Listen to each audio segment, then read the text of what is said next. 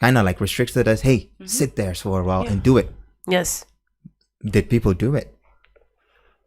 We don't know, That's right? the question. Well, that we hope, but we'll find out. And how soon because I know, people are dying to go out. That's for a fact. People are dying to literally to go on holidays again. Yes. I think people got addicted to this fast life. Yes. Yeah. But And they want to go back to the fast life.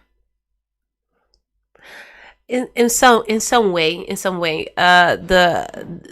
from my what I saw in my surroundings was more like the option to go back to Cape Verde.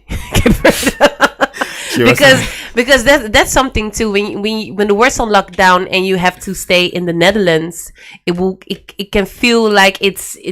But I didn't. I traveled the whole COVID. I went to Abuja, Malabo. I never. You were still living the fast life. No. Yes. It wasn't the fast life. It's just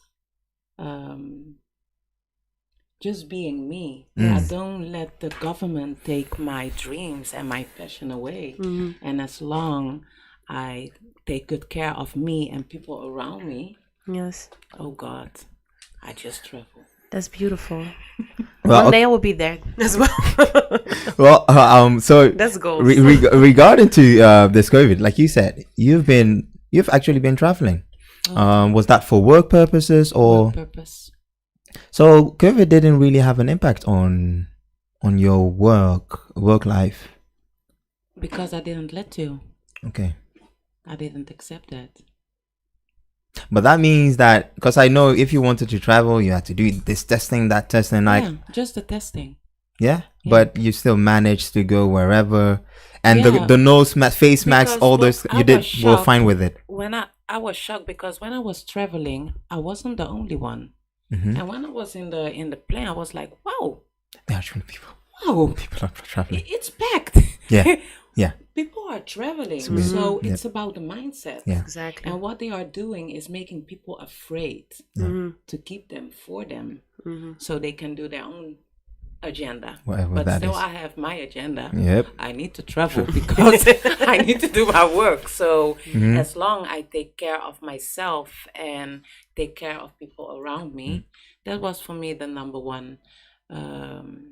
And when I came back, I just did what I need to do and do a test again and stay at home. Right. And but you were fine with quarantine and yes. Okay. But I'm fine with stillness. Stillness. So, you don't mind that. You will welcome stillness around you. Because that's when I hear the voice behind the voice. Sweet. How about you, Jane? How did COVID impact, let's say, your work life, or were you also moving freely? Yeah. Ooh, to be honest, the restrictions, there were a few, but I did not follow every restriction. She was having parties every weekend. If people know Cape Verdeans, they know that we love our time freedom. to unwind, to drink together, to party together, to have good times together. So when it came to work, it obviously restricted me because everybody had to sit at home and work from home. Right.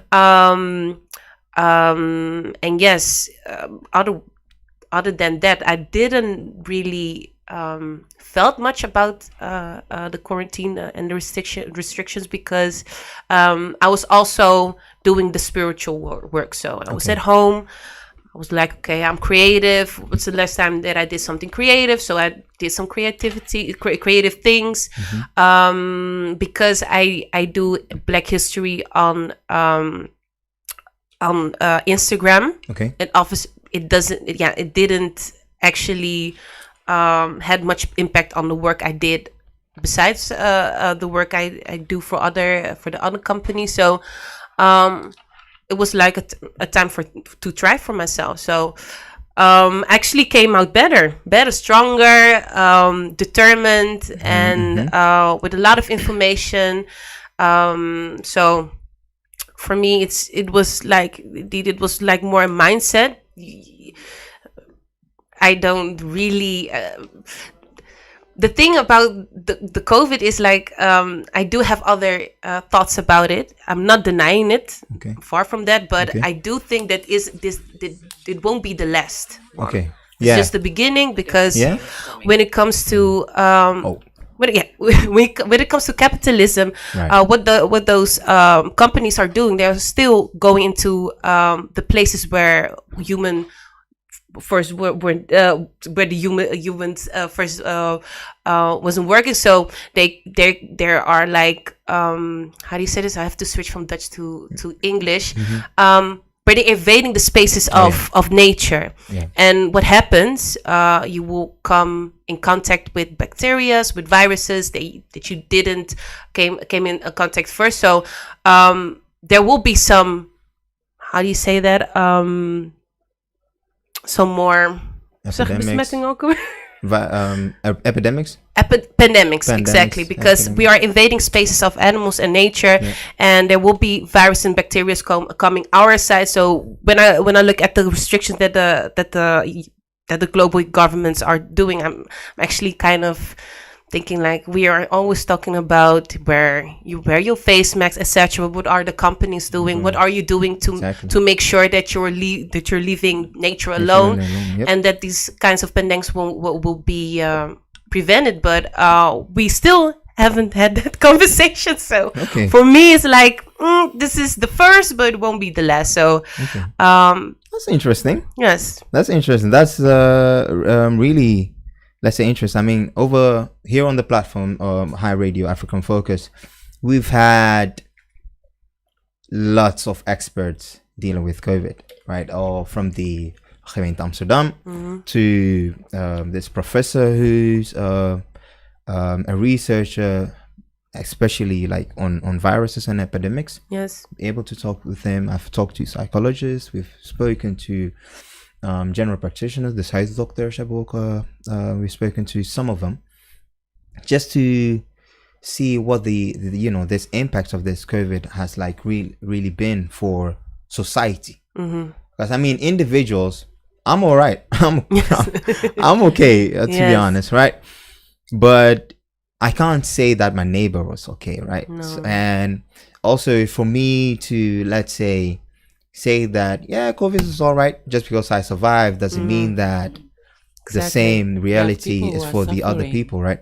So I've been very cautious of that, as well as it's also motivated me taking upon the restrictions, even though I felt like, okay, why should I wear face masks? But then our guests will tell us, but it's important for the other person. I'm like, all right, cool. I care about. It's the least I can do, so I would do it for them.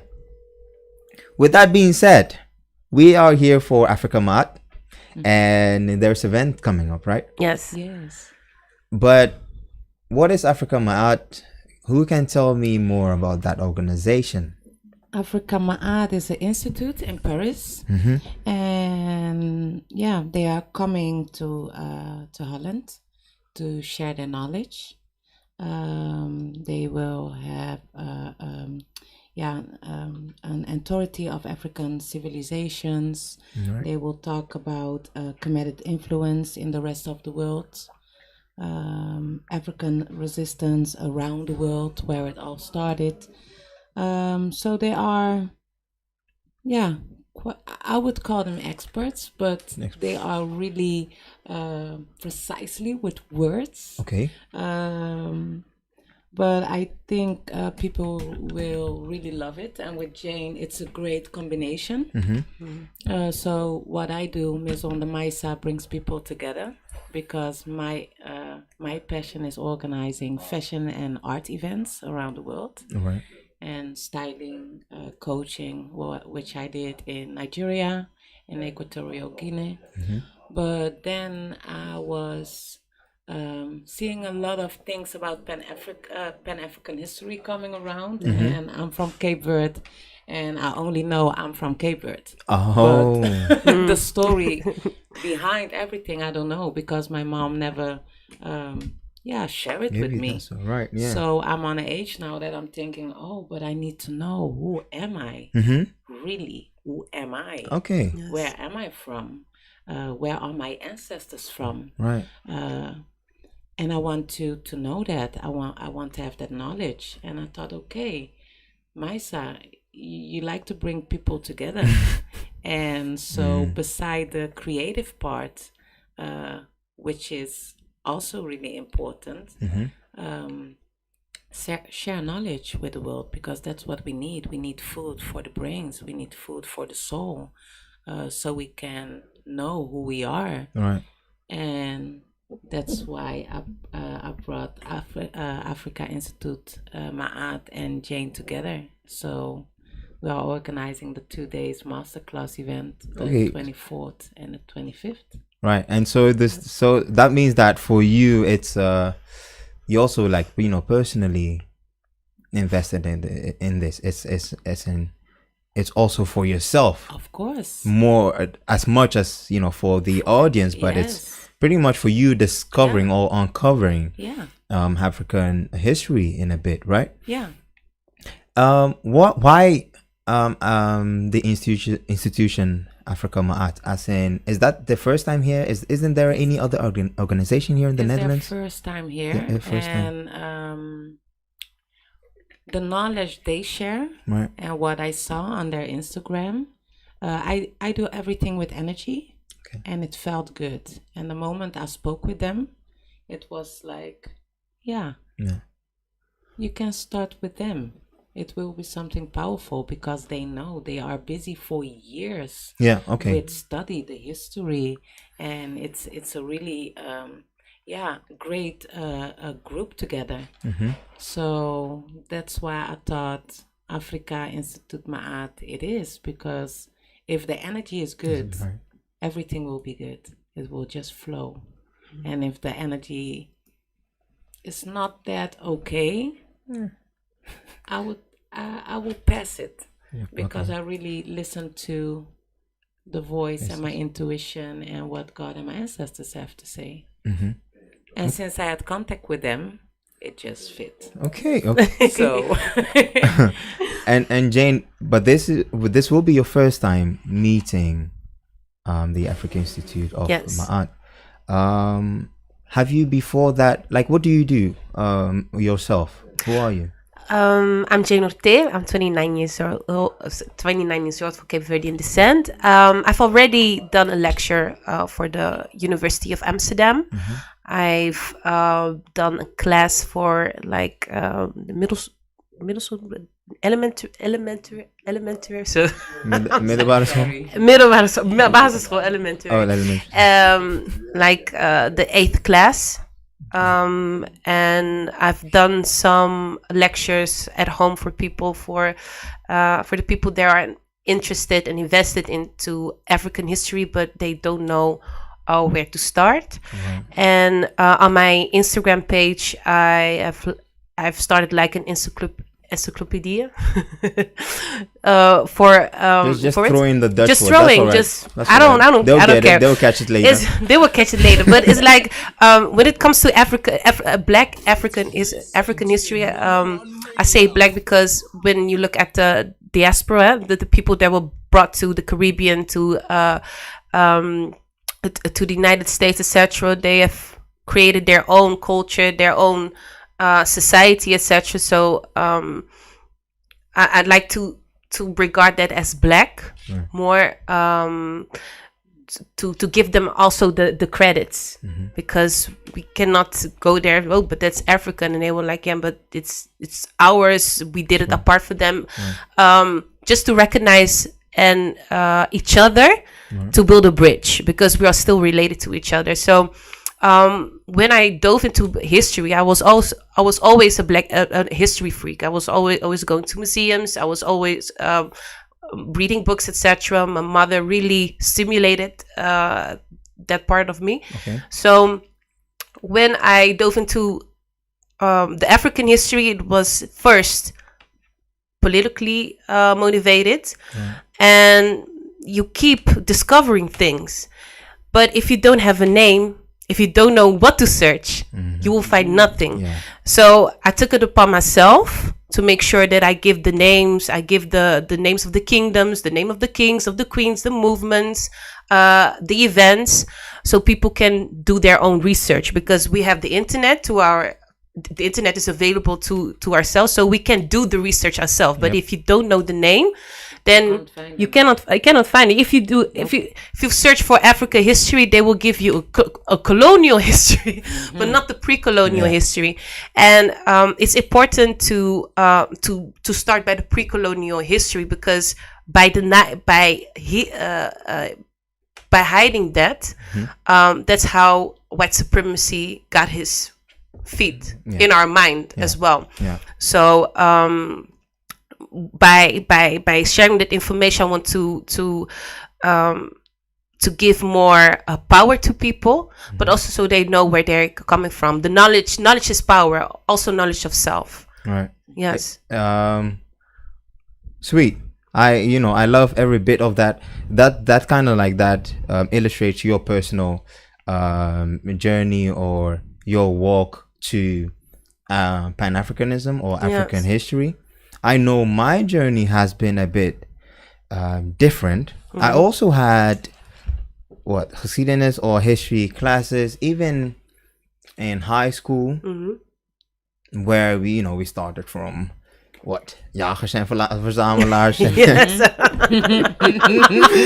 You start from there, go to the Greek, the Romans. Well, actually, you do get Egypt first, and then the dynasties or some of them. But Egypt is also a small, very small, just a fraction. But you don't know that, right? Then, and then you skip back to the European. Well, start with the Greeks, the Romans, and then you have suddenly, we actually skip the Dark Ages, but before that you have the Middle Ages. Yes. Right? And then you come to the Renaissance period, the French Revolution.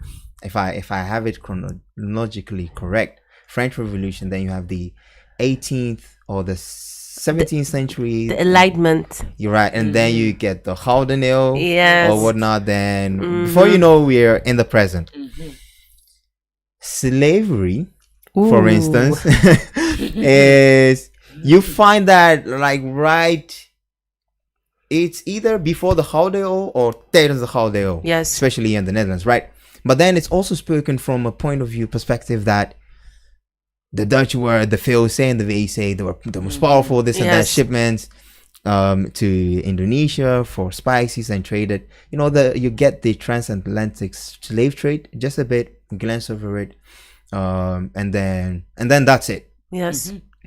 But unless you decide to study history or follow up on your studies on history, that's all you're going to know. Yes. But then if you view that over the course of the years, what I've been studying, you realize that, okay, mostly white history, that's what, right? Are they wrong? This is an important question. Are they wrong to give us their white history? Whose responsibility is it to give blacks their African history? It's our responsibility. But when it came to when you look back at colonialism, they really try to erase our history. It's like in Nigeria, when a palace burned down, usually the palace will be rebuilt, but they will not allow it. They will build their own institutions. When it comes to like Cape Verde, we have like words and cultural things. There are like you can feel the Africanness. But there are a lot of things that are erased. We don't know about it, or we don't talk about it.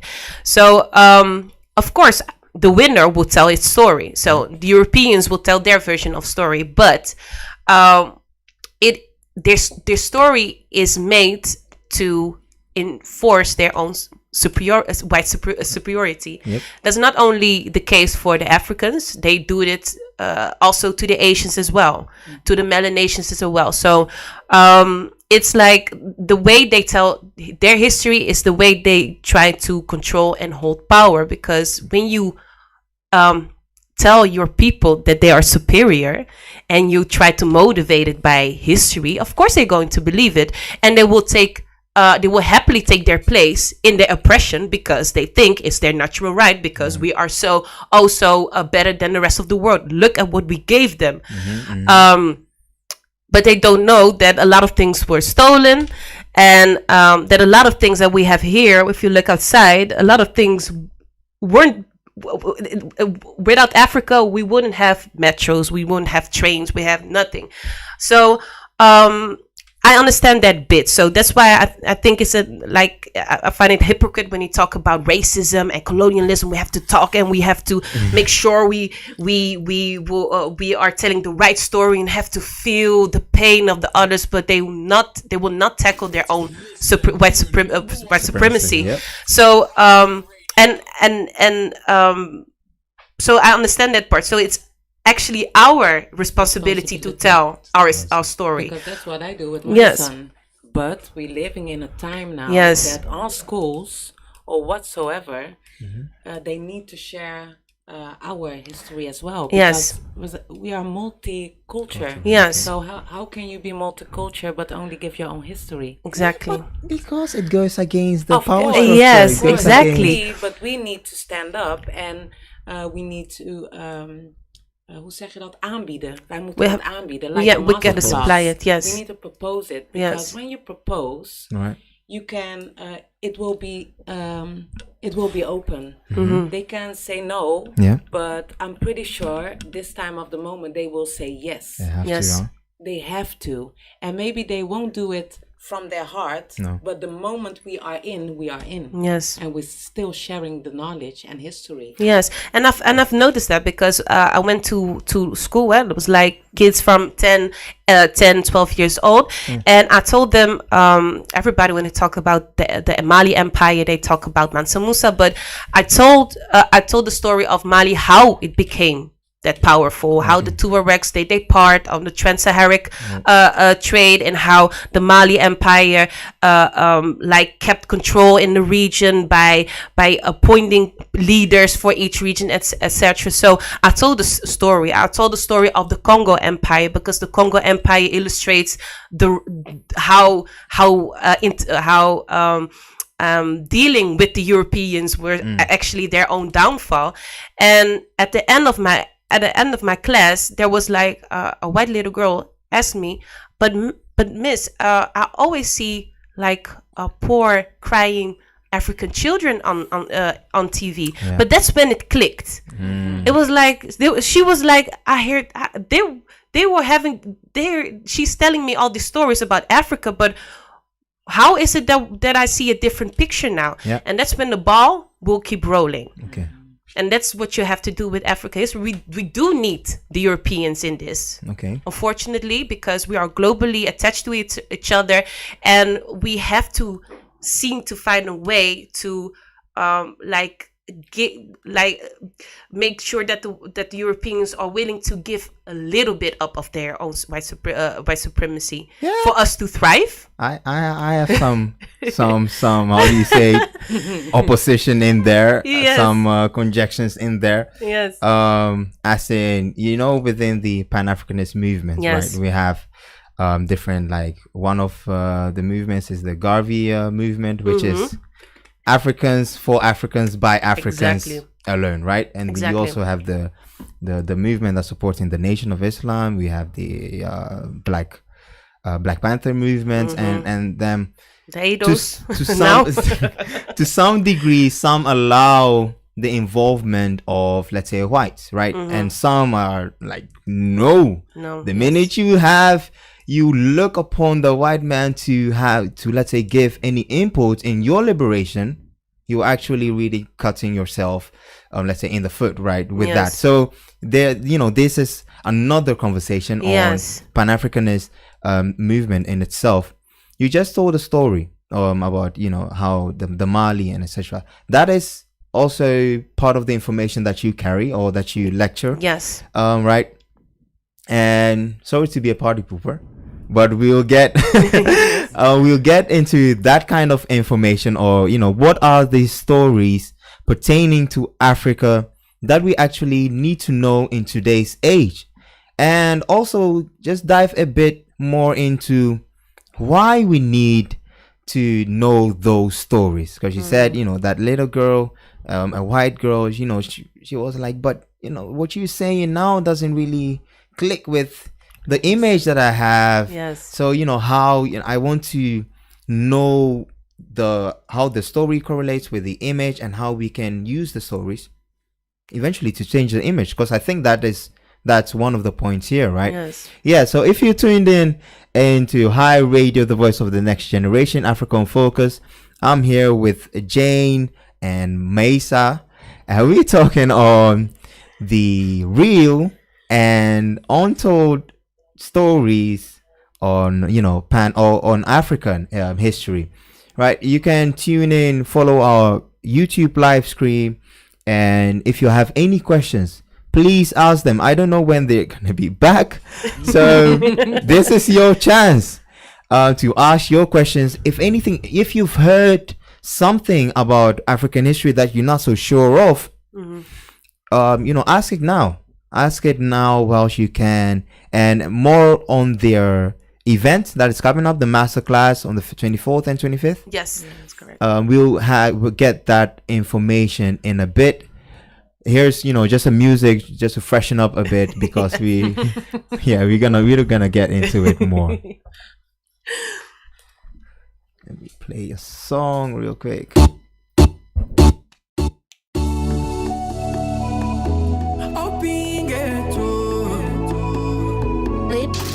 Listen to your number one radio. Hi Radio. Call your mommy, make I call my mommy. Where they everybody they should hear what I have to say. My baby, pretty baby, oh my sexy lady, I can't wait for our wedding.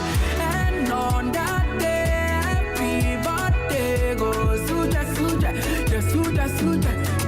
And on that day, everybody goes suja.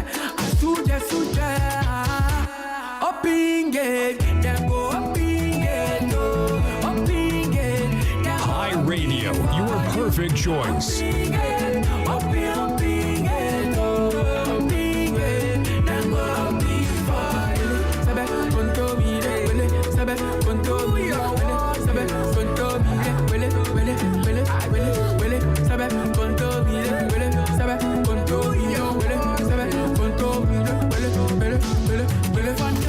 Listen. For your love, we are together for better, for worse. I go to church and join the choir for your love. I go carry cargo just to make you fine. Oh, if I don't get today, I'll come tomorrow. Even if I forgot, oh yeah. If I don't get today, I go make come tomorrow. Even if I forgot, oh yeah, baby. Very soon, open gate.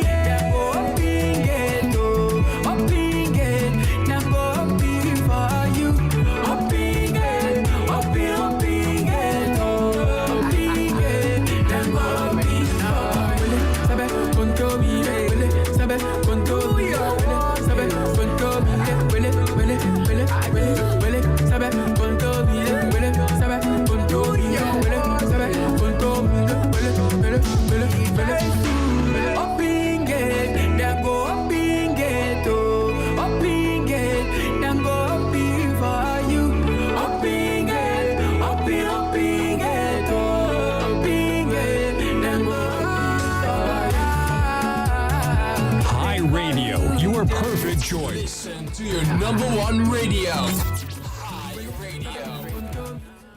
Yes, this is Donny back live from the streets, the city of Amsterdam, from the streets. I'm used to being in the streets. Oh dear Lord. Streets. At least COVID managed to get me out of the streets for a minute, but coming back at you live. If you're listening from our radio, or let's say from our website, join our YouTube stream. We no more on Facebook due to technicalities, as in infringements of rights when you play music and this and that. So you can find us on YouTube, and of course every show that we do, every interview that we do, and that this past few years, we have been blessed with the best guests. So you can follow up on those conversations. We have the podcast ready on Spotify, SoundCloud, wherever you want to grab your podcast. Go on there, go on the streaming platform, and listen to our previous conversations. Because some of them, I have to listen to some of them, because as I'm interviewing or during the interview, I might miss some jewels, right? So you do wanna go back and listen to those interviews just to catch some of the information. But right here, right now, today, I have two ladies lecturing myself on African history, and actually, this is their journey of life. This is what they do.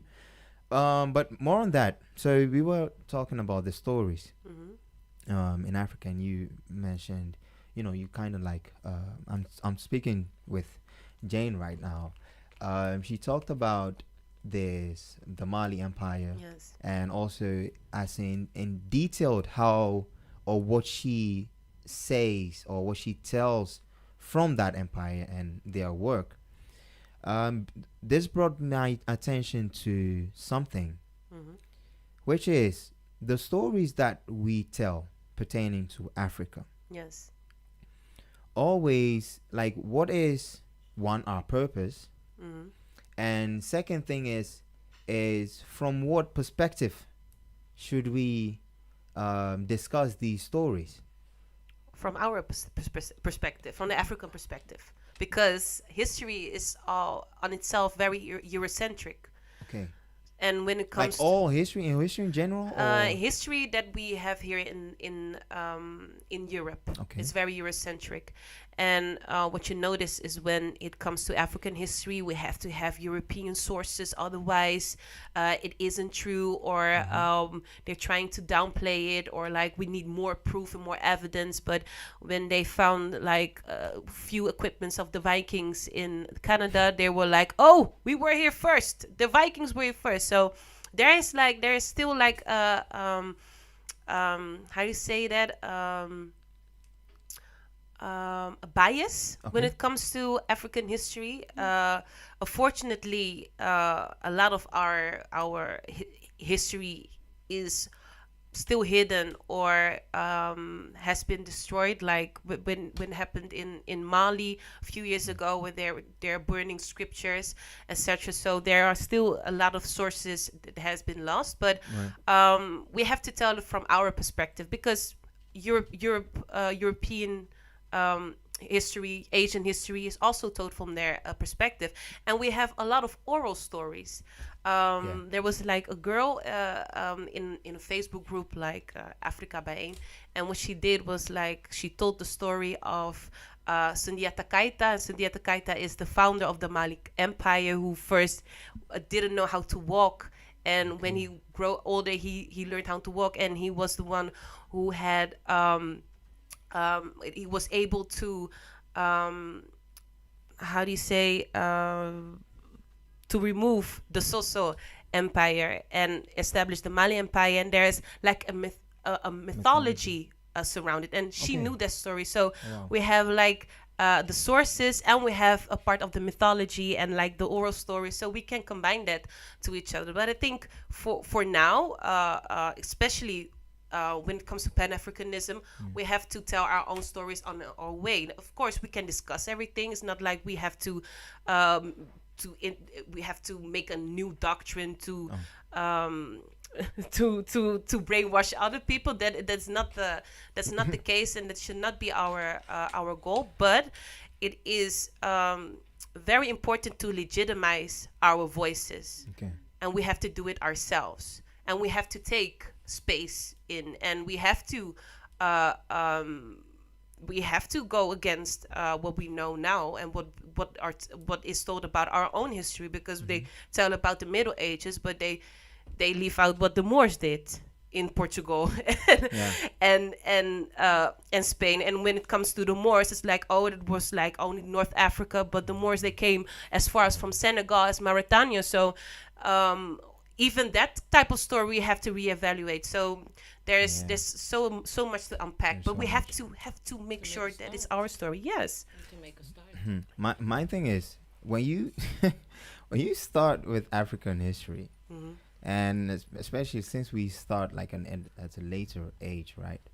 And being in the Eurocentric society that we are in now, like you said, if you don't know what to look for, you don't even know like where to start. You don't know where to go. No. And then so then for Mesa, because this is something you are on your own journey into also discovering and uncovering African history, and where do you go and seek for information? Like how do you stumbled upon the African Institute, Africa On Instagram. on Instagram? Yeah. Because I'm really related with the Kemetic. Mm-hmm. Okay. And something got my attention about the gods and goddesses and the whole story, and I feel really connected with the Kemetic, so that's where my journey starts. Okay. And so I run into But what if someone's journey doesn't start like that? I think also based on how they feel, and of course you need let's say a personal feeling motivation to go out there to get that information, because most of us really don't care until we start to generate, hey, there's something wrong about myself, or not necessarily wrong but off. I need to find out what that is, like with that little girl, and she might start uncovering some issue, some history herself. But then, what if some people don't regulate, or they don't have that connection with their energy, so they don't really know how to or start? where to look, or to start uncovering information? internet, Instagram. They are full with information, and you can just what I do. I go on a profile, and I look to the what they post, what the post is about, and when I see something what got my attention, I want to know. Okay. So I will search for that topic. Oh, is that right? Oh, is that from there? Or so I like to do my own research based what I saw, or hear, because that's my thing of research. So yeah, I think we are blessed with internet. We can find a lot of things, and since the Black Lives Matter, was not a hype, because it's always been there, but not everyone was able to use their voice. And since I'm seeing that they are using their voice, we are using the voice. That's where my research starts, because I always felt related, but I also felt far away. Okay. So that's where my journey started, and I don't think I'm the only one who is close to their culture, but also so far away, because they are so disconnected. And to start to connect with yourself, you need to do some research, and there's a part of the history as well. Yes. So I'm assuming, planning such an event is also for yourself, as in an aid or a way to give others the opportunity To learn. to learn and to bridge that gap. Yes, and to reconnect with themselves and to do research, because the masterclass is just a step. But after the masterclass, everything you write, you need to do your research, because that's what I always tell people. You can listen, you can hear, but do your own research, Yes. and you will find. And that's really important to do. Also do your own research. Interesting. What information, particularly within the masterclass, what kind of information can we expect? Like, you'll be teaching on during the masterclass? Yes, I will be giving 2 lectures about what drove the Europeans, so the first contact and why they came to Africa. because that's a whole economic story Yeah. behind it, and also the Cape Verdean history, because from another something that that Mesa and I have talked about. There are a lot of people, they look at the Cape Verdean islands and look at the Cape Verde people and think like, oh, are you a part of us, or I've always been. we I'm not never apart, even in Nigeria. When I'm always happy to say, yes, I'm African too. Yes. Which part of Africa? Yes, Yes. Cape Verde. Yes, Cape Verde, yes. And there's like, it's like an identity crisis Yeah. within the Cape Verdeans as well, which is painful. Yeah. While we had one of the most, we had a Pan-African leader, Amilcar Cabral. Amilcar Cabral, he led the war in Guinea-Bissau, but also in Cape Verde. So people need to hear our story as well, because it's a story about brainwashing as well, and how divide and conquer were able to set foot in our society, and how they used the Cape Verdeans as well to oppress others. And even the Cape Verdeans, we have to learn our history all over again. There are a lot of people, they don't know what the African influences are. They don't know what happened. Like we have a famous song, Sodat, and Sodat is sung by is not written, but it's sung by Cesare Evra, and it's about missing your home country.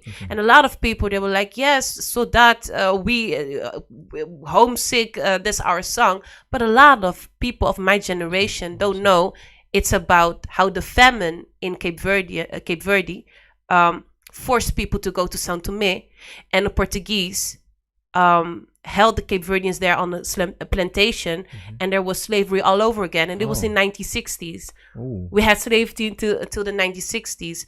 And when I told that story, a lot of Cape Verdeans were like, whoa, wait a minute, what happened there?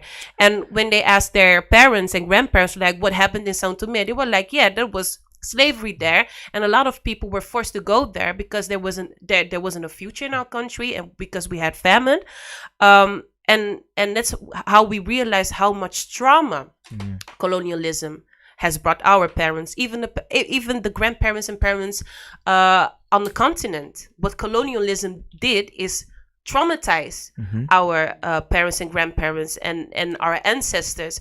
That's why a lot of people don't want to talk about what happened or history, etc. And we have to unveil, we have to unpack, we have to go and open those wounds, so we can finally heal them, because it's not healing in the proper way. Even with Pan-Africanism, we had Amilcar Cabral, we had Kwame Nkrumah, we had Patrice Lumumba, but it's like after they died, Africa went to sleep. Yeah, it's like we pretty forgot much. what we had to do. Yeah. They forgot what the purpose was of our independence war. And it's important because it's healing and overcoming. Yes. And that's where Africa Institute Ma'at will talk about, because because of all these things, African people have a lot of, how do you say it, mental security.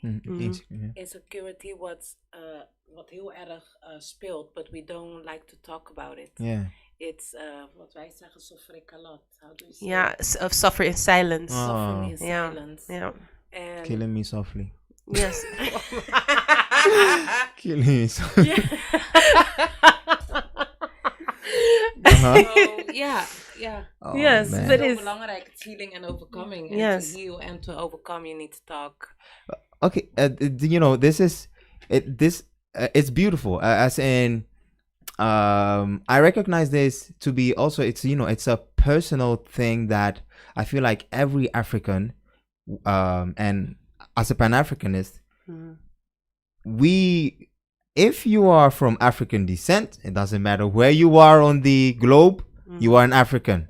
So me saying this, every African should discover this for themselves. yes. Right? And it's necessary for you and your family, or your immediate family, to know about your history, regardless of where the world is, or which part you are, Yes. what supremacy is ongoing. This is something important for yourself. But someone will ask, how can I use this for the benefit of myself? Yes. Like for Mesa, how does reconnecting with your African heritage help you in your daily life? Gives me power, knowing from where I'm from. We're powerful people. Africa was rich then, now, and forever. And So I'm really a proud African Cape Verdean woman. So how if I know more, it can give me more power to stand there and to celebrate my ancestors who fought for me. And that's so important because they are guiding me and protecting me always. So it gives me strength. Yes. It gives me You walk power. different. You talk different. Yes. Oh wow. You Yeah. live different. Oh yes. Yeah. Yeah. And that's how I want to live in a Western world, but still African. Unapologetically African. Oh yes. That's how they And the call it. culture. And Because the white people love the everything, the food African, but not the culture. that's weird. I think they should go deeper in culture. I don't think they're gonna survive. No, they don't. But then they would understand. They will, yeah. It will give them understanding. That's what gave me power to be a part of this. And for me, it's a blessing that they want to come on board because for me, it's knowledge and knowledge is power. And for me, it gives me, like you said, I will talk different, walk different, and feel different. Yeah. And be different. Yeah. How about you, Jane? How does this journey? It has allowed me to pay bills with this because it's an untold story and people are paying me to Get do that this. money. So yes, but at like the University of Amsterdam, they have like how do you say that on potje? They are like they have resources to pay someone like me to go on teams and tell them about African history, and they were like, whoa, this has everything to do with racism and etc. And that's actually kind of sad because information that should have been known to everyone is clearly not available to everyone. So it has allowed me to step into my own purpose and make sure that I'm the one sharing it with others. But it also has politically activated me, motivated me, and it has allowed me to go into spaces and go within my own community and talk about, okay, but how can we benefit from our islands and how can we make sure we can build bridges with the continent again, because we have like a reputation of being how do you say that, bounties, like we white in our minds but black on the outside. But it has allowed us to build bridges in a way, in the form of discovering our history, discovering our economical purposes, and to empower everyone and to build bridges, because the future is Africa. But the future is not only Africa; it's also the countries in South America, it's in Central America, it's the Black community all over the world. And when you look into the African history, you will see how much things are. Let me rephrase that, how other countries have dealt with colonialism and how much how things went alike. Like in Melanesia, when it comes to the Moluccas, a lot of people think Moluccas, they are Indonesians, but they're not. They were first black, but they are whitewashed, and their history is whitewashed, and they had a connection with Africa, but even that, it has been whitewashed, etc. So with discovering that we have in common with other marginalized communities, it builds us as well, but it allows us to build bridges and make sure we can cooperate with each other. Unity, a global unity. It is a spiritual unity. We are rediscovering everything. We are rediscovering our spirituality, our language, our customs, things that they are alike. Like even though, let's say, the Suriname, when they say, it's like they say isabi. When Cape Verdeans say, we say busabi. And when it comes to the Antilles, the people of Curaçao, they say busa. So it all comes together. And that's our main goal. That's my main goal here on Earth, to make sure that we get together, that there's a focus, that we actually revive the spirit of Amilcar Cabral, revive the former leaders, and also our history, so we can see where we're from, but also we can see where we need to go, and that is the main focus. We have a future. Yeah. We have to stop looking outside because we have everything. Europe is going down the drain. It's not. There's no future here in Europe, but there's a lot of future in Africa. Right. And believe that Always too. been. always been, I believe that has too. I been. believe that Yes. too. Well, so we're rounding up our conversation, lovely conversation. I hate this to come to an end, but we have to get to the details of the event. Yes. So, because that's why you guys are here. There's a masterclass coming up, and can you please promote that? Yes. Now, I have to say this is like once in a lifetime experience because for what's the price of the ticket? $42.50 $42.50 for 2 days. for 2 days. Include lunch, refreshments, and everything. I was about you to ask have what kind of food are we getting. African food. Yeah, African- no boat sandwiches, no. No. No, but it's like Bottle noches. we haven't seen this before. There's 2 days full of lectures of different people giving lectures about Wow. African history for $42. I know Robin. Euros exactly.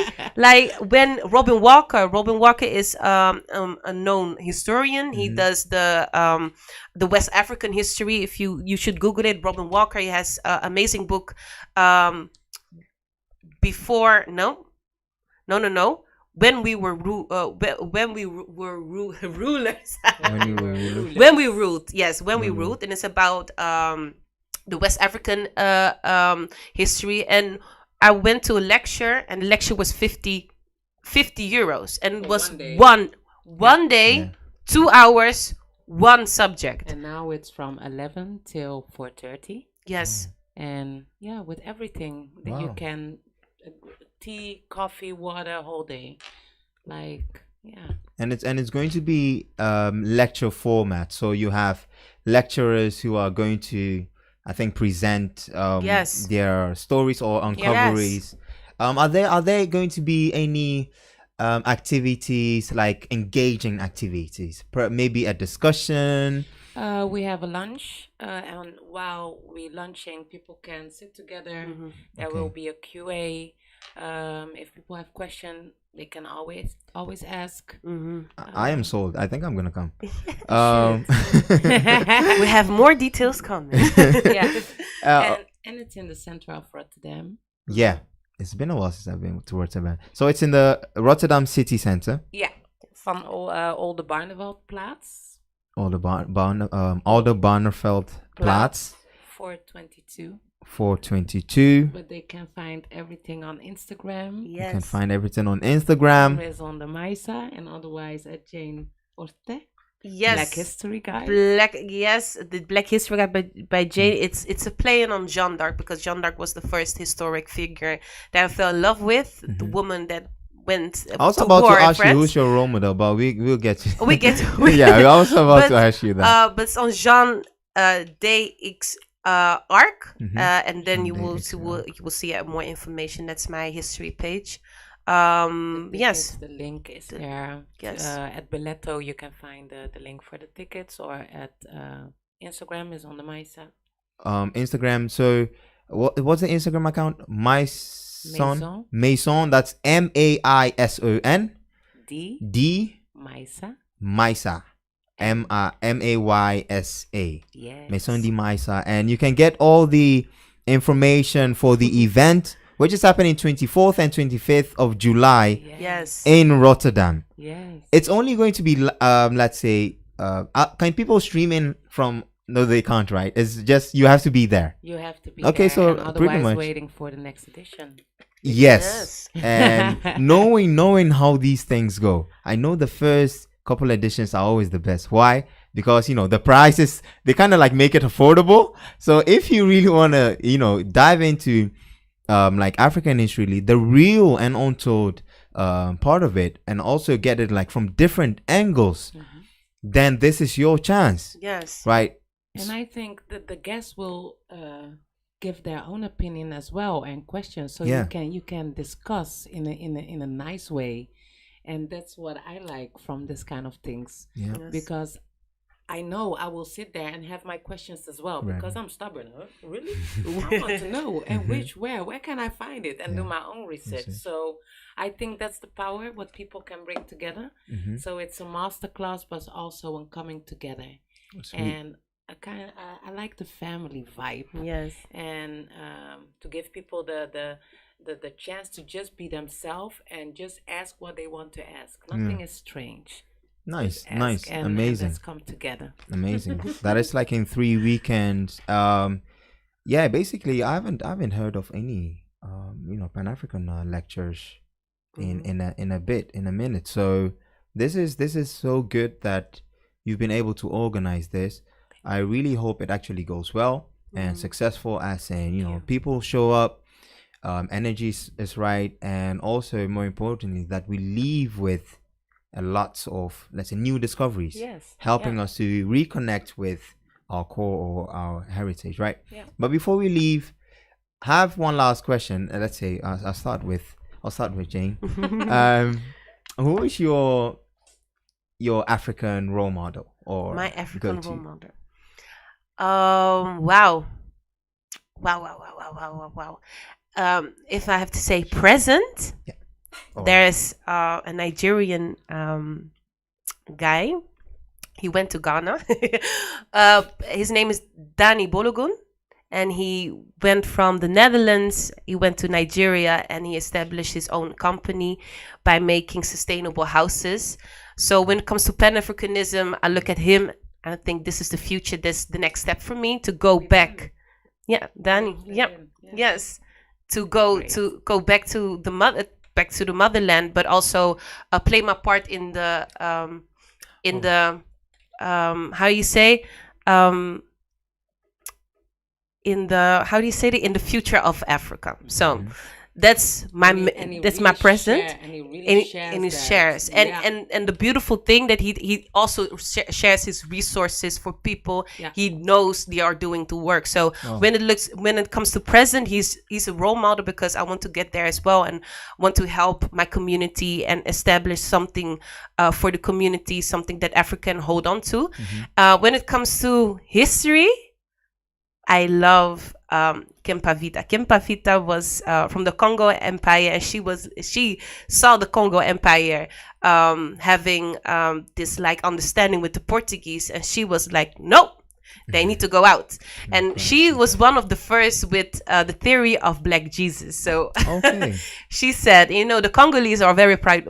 They are very proudful people. So, and she said that the Bible is based on the Congo Empire, etc. But she used spirituality, religion, to how do you say that, to rise against the Portuguese. And she saw what they are doing, because the Portuguese sent in missionaries, and with religion they try to force their way into the Congo Empire, which led to their downfall. So she's one of my heroes. Amazing. From history. Yes. Nice. Kempavita, ga ik opzoeken. Yeah. Well, I've noted down. Mesa. Ooh, a role model. Yeah. My role model is me. No. I was about to say. As I said, I'm not into that to history, but Nelson Mandela. Yeah, that's what. I like his power, what he had, and his voice, and really interesting. Nelson Mandela. Yeah. Cool. I have questions to ask about Nelson yours? Mandela, but What's yours? What's mine? Yes. Actually here in the Netherlands, I've been able to, because my first contact with, let's say, African history or this whole white supremacy thing, I think almost 2 decades ago. I'm not sure. Wait, I think 15 years ago, whatnot. Yes. But I used to play at this Surinamese brass band, right? And then on the summer holidays, we would go on summer vacation to Ardennes, Belgium, and do some activities. And I also, Christian, raised up Ghanaian community Christian. But then we realized that one of the elders, one of the leaders, he was like, "Oh, you Ghanaian, you Christian?" I was like, "Yeah, born, raised Christian, this and that." And then he had a question for me, can you explain something like about the Bible, this and that? And I was like, well, I don't have the answer yet, right? And then he followed up with, I think you guys should watch. I was with one of my brothers. I think you guys should watch Hidden Colors. So, and this was when Hidden Color 1 had come out, or they were busy doing the second one, right? And so me, and I feel like it's also another conversation, but I feel like you have to have it in you to research. You have to like uncovering new stuff. But I went, searched for the answers, looked this and that. Okay. I watched Hidden Colors 2. I watched it. I watched the movie, and then I was like, oh, really? Yes. And then Hidden Colors 2 came out. And guess who made a tour in Europe?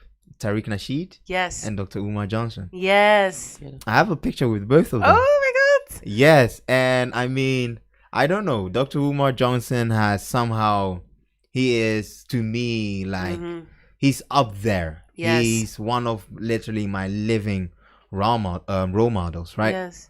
And everything I know from Pan-Africanism, and from which angle I should approach Pan-Africanism is from his side. Yes. And now I'm, let's say, older and I have more information. I know that his side is the, and he keeps saying he's a Garveyite. That's very strict.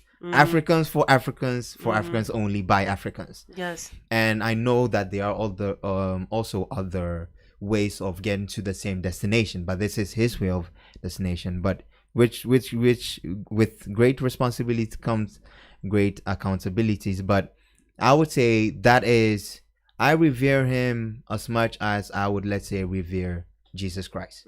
Right? He's doing something very impactful. Yes. In his time, and which is, Jesus was loved after he was gone. Yes. I feel like that's the same thing we're going to have with Dr. Umar Johnson. Yes.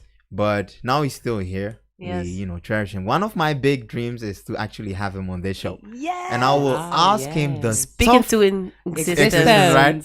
And I will have the toughest questions. Yes. I have these tough questions. I have to ask them. But that is it. Do you know that I've used Hidden Colors as a bubble burster on Clubhouse? It was every Sunday. I said, you have to watch Hidden Colors because it will burst your bubble. And when when that bubble is broken, then you can you are open to new information, and that's when you're starting to reevaluate everything. Like, oh, I thought this is a lie, this is a lie, this is a lie, this is a lie, and then the journey continues. So it's funny that you talk about Hidden Colors because this is my favorite go-to. My goodness. Yes. You have to watch it. Unfortunately, Tariq Nasheed is going a whole different way with the ADOS movement, which I don't know what's happening there. I think we're gonna need Jane back and Mesa back on the on African Focus to talk about the direction of ADOS. But people tuned in on our YouTube stream. I have here greetings. There are plenty of African role models. Let's say, African. I think that's Miss Alba. She's joined in on our YouTube live stream. Nice. She was like, she knows Otmar Watson, which is from Untold organization. That's where I also played the brass one. Which is, ever heard of Untold organization? The Untold. Untold, yes. Yeah, they are from Amsterdam. Yes. They have been doing it for a while. Yes. They do like African theatrical stuff. Yes. Contact. We'll hook you up. We'll hook you up. Yes.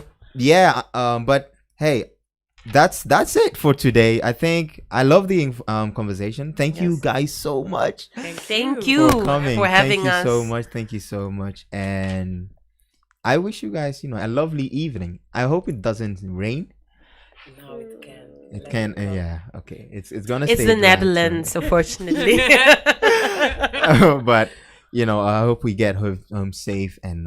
Thank you. Well. You as well. Thank you very much. Well, that's it with Africa on Focus today. You guys be safe. Make sure to tune in. Thank you, Kwame Ananse, for joining in our live stream. Thank you, Miss Alba, from wherever you are. Hope you get to see your face soon. With that being said, see you guys next week. Same time, same place. This is Africa on Focus. Donny signing out. Zagadat. Same time, body 10. It's your boy. It's E. Kelly. My baby, they confuse me, yo, with that bomb bomb. But she get the guy where they send her money from London. She they see me like a Johnny just come. Yeah. My monkey they walk it, baboon he just the chop. Me I go chop all the washing, as long as you give me my passion. Baby make you know they rush me, I beg you make you treat me with God.